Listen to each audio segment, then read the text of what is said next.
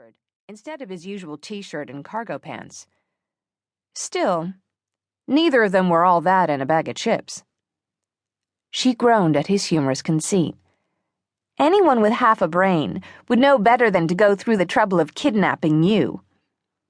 He laughed, not taking offense, and not entirely masking a concerned expression she didn't want to see. No matter what, she would be fine. She would. She was no longer a naive university sophomore, but a professional geologist with an eminent private survey firm. "So why the long face?" Russell asked, taking another step down as if coaxing her to do the same. "I know you tried to get out of doing this assignment." She had, but then she'd realized how foolish she was being. She couldn't go through her career refusing lucrative assignments in the Middle East, just because she'd once loved a man who came from this part of the world. Besides, her boss had made it clear that this time she didn't have a choice. "I'm fine, just a little jet-lagged." Forcing her feet to move, she started down the stairs. Russell fell into step beside her when she reached him. He put his arm out for her, and she took it. She wasn't dwelling on the possibility that Sheikh Asad was her Asad. Not at all. After all, what were the chances it was the same man who had done such a good job decimating her heart 6 years ago that she hadn't gone on another date until after she graduated? That it was the one man that she had hoped to live the whole rest of her life without ever seeing again? Small. Almost non-existent. Right? Right. So, her Asad had been part of a Bedouin tribe, and, as she'd found out at the end, slated to be Sheikh one day. It didn't have to be the same man. She was praying it wasn't the same man. If it was her Asad, or rather the Asad, he'd never really been hers, and she had to stop thinking of him that way. She didn't know what she would do.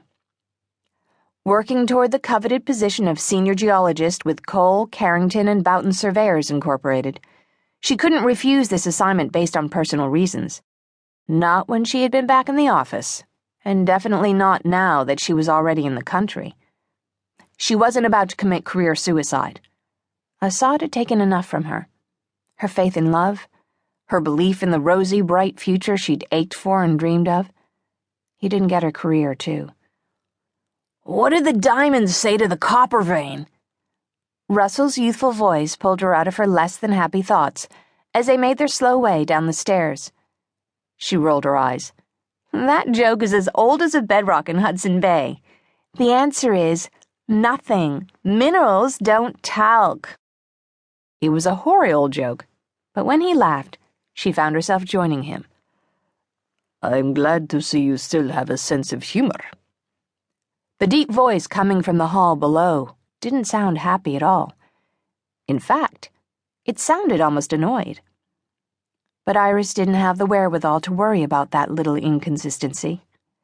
Not when the rich tones that still had the power to send her heart on a drum roll and to spark little pops of awareness along her every nerve ending belonged to a man she had truly believed she would never see again. She stopped her descent and stared.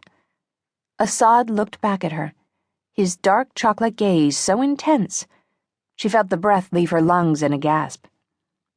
He'd changed. Oh, he was still gorgeous. His hair still a dark brown, almost black, and with no hint of gray. But instead of cropped close to his head, like it had been back in school, he wore it shoulder length. The different style should have made him seem more casual, more approachable. It didn't.